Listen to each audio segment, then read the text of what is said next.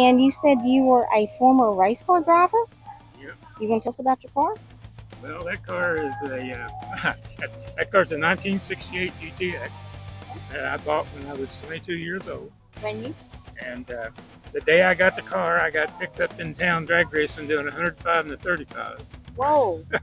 So, not saying that bragging. Don't do what I said. Don't do what I did. So was that the start of your racing career? That was the start of my racing career. That's awesome. From then on, I couldn't drive it on the street for about a year. They took my license for a year. Oh, wow. And so there was a drag strip about 50 miles from where I lived. And a buddy of mine had a car trailer. And back in the day, everybody kind of did street racing and stuff like that. So I already had a reputation for that.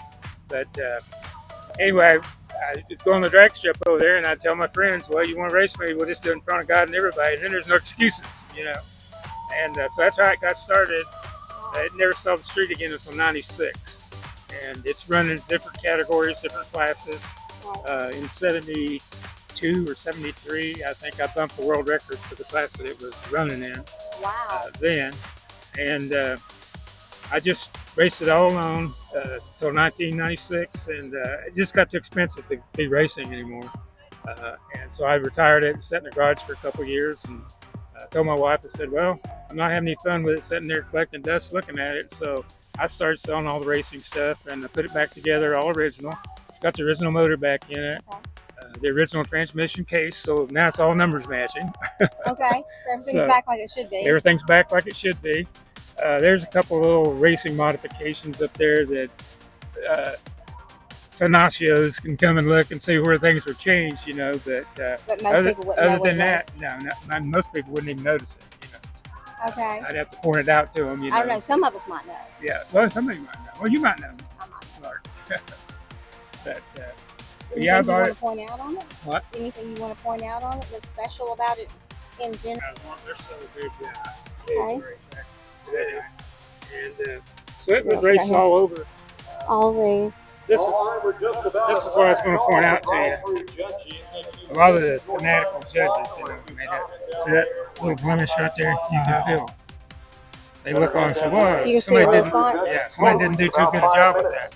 That was originally from the factory. Really? Every car's got an original factory blemish somewhere. Somewhere on it? If you look right here. So, really what you'd have to do is when you get something, document it then. Yeah. Right?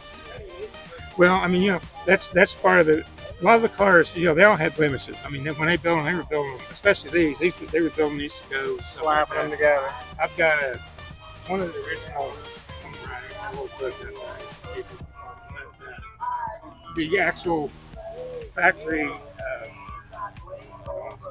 Actual factory advertisement had this car, the old green that they had back was sitting in front of a Christmas tree on a drag strip. So they advertised it for drag racing. This exact car. Yeah, the 68 Plymouth GTX, yeah. And this was the upgrade from the Roadrunner. The Roadrunners were, you know, they had the 383s in it. They were the basic run me fast cars. They had, and you could order them with a Hemi if you wanted. And this one originally came with 440. It was a step up from the Roadrunners, but the same body. You got 68 Roadrunner, 69 Roadrunner. They're the same bodies. Well, I'm going to say something about this. You ended up getting your money's worth out of this car. Yeah. And then some. Oh, yeah. Well, yeah, I mean, today the car's, you know, I've got it insured for $75,000. But we know better. We know. And, you know, and some people have told me with the history of the car and stuff like that, who knows what it would get in an auction, right? Yes. You know, yes. It has pedigree. It's very valuable. Yeah. But the value to you is value me. I mean, significant. I never sell it. My kids, right. My kids want it. Back in the days, my oldest boy, when I was racing, he has the most memories of it. You know, I've got pictures of me carrying him around, you know, stuff like that at the drag strips. And you've probably heard of Sox and Martin, Ronnie Sox. There's a big Barracuda guys. I mean, they were big names back in the 70s. Factory racers. Ronnie Sox and Jake Martin. If you look on the internet, you'll see Sox and Martin. We'll check that out. And Bill Grumpy Jenkins, he was another big one. I've got pictures of my son with him. He drove Chevrolets, but he had a Mopar first.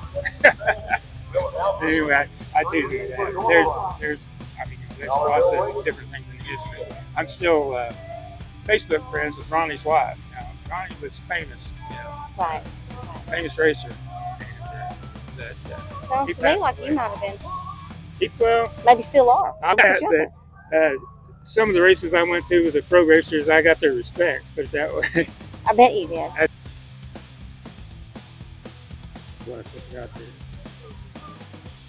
I call it the Screaming Yellow Zonker. It was kind of painted up like that.